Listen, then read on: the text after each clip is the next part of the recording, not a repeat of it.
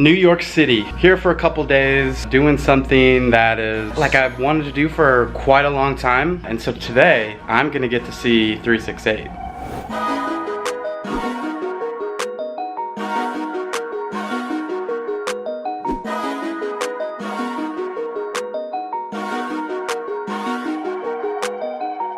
So I've only been to New York a couple times, and apparently it's Fashion Week here, so extra hype.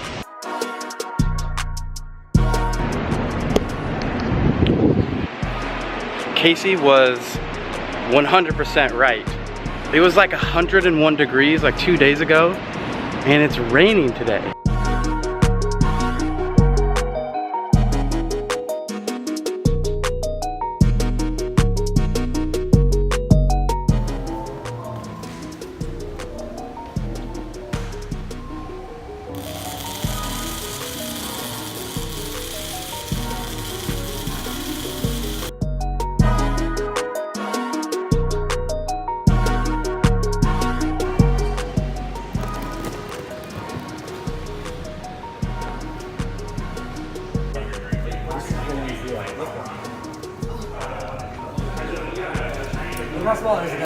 Hold up, we have to stop right here. I didn't explain what exactly I was doing in New York at 368 very well, so I'm gonna do that now. So we partnered with Casey and 368. We sent Myth, TBNR Frags, and Typical Gamer to go up to New York to 368 to play with Casey Neistat in a 64-person beta squads match for Battlefield 5. This, of course, because Casey's building 368 Gaming, and we thought it was the perfect opportunity to work together.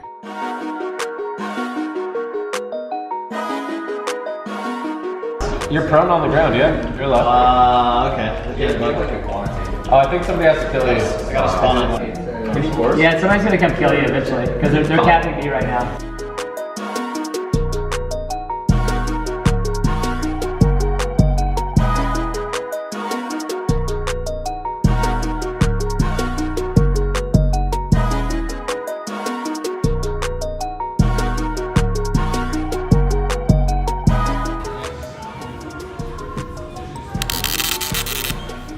Yo, that's so cool. Yeah. All right, Red, counting on you. Yeah.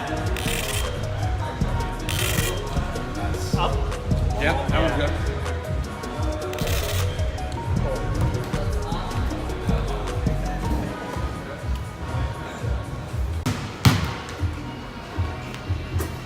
Oh, hey! Whoa! Whoa!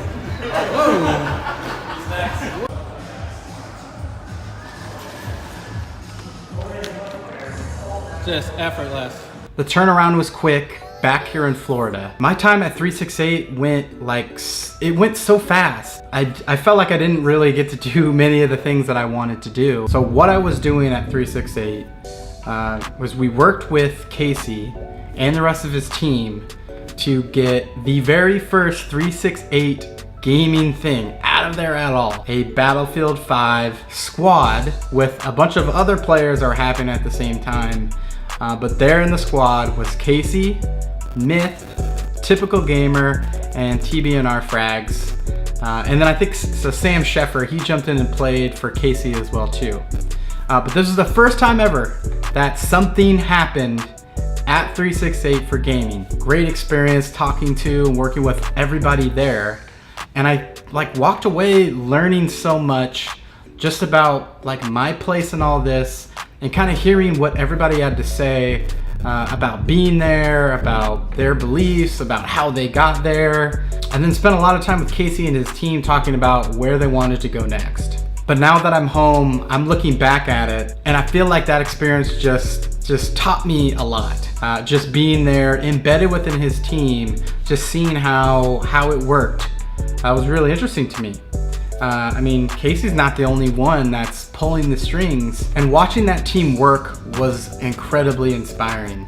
Just getting stuff done. If it needed to get done, they would get it done. It might seem like an impossible task, but they got it done.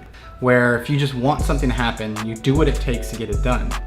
Because I asked some of them, some of the people that work with Casey every day, how they got there. And they had some crazy stories to tell. One of the guys, he was a photographer and he wanted to work with Casey so bad that he waited in front of his building and waited in front of his door just to speak with him. And time again, Casey told him, no, I don't have time for you. And ultimately he forwarded him on to somebody else, and he was offered, you know, a janitorial position.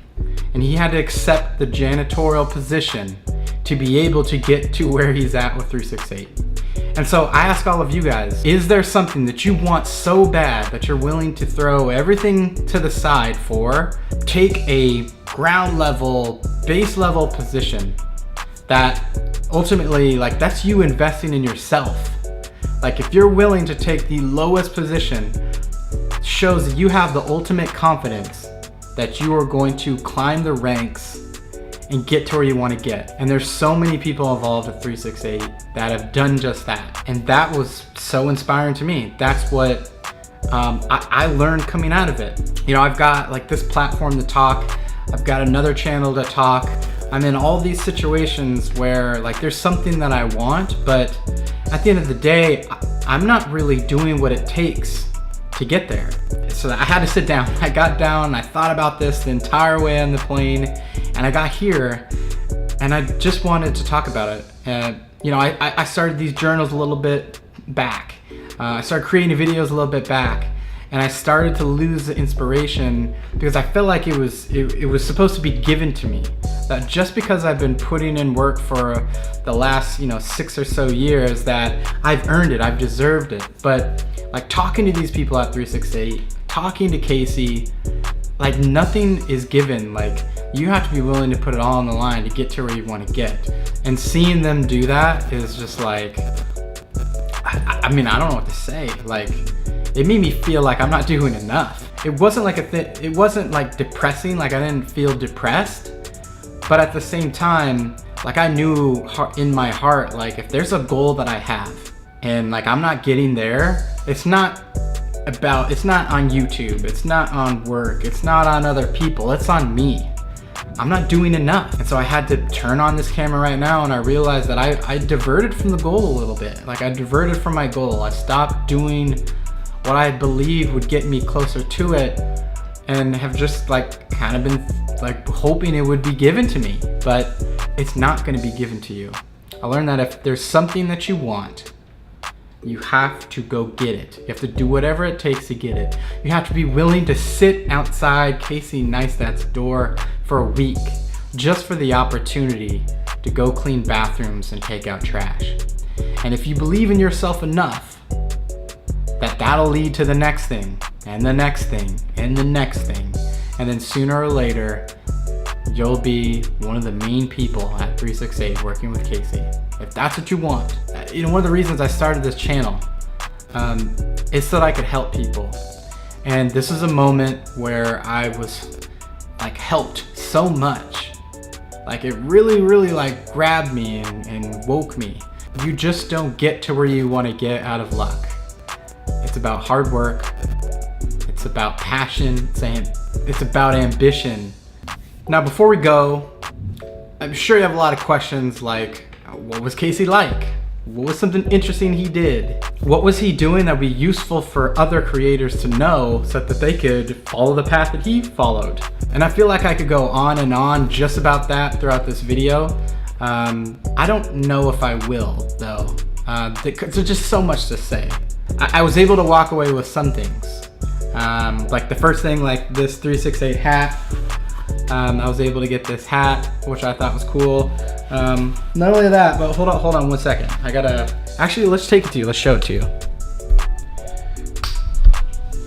All right, so check this out. Made me a shirt. You know that gun? That 368 gun?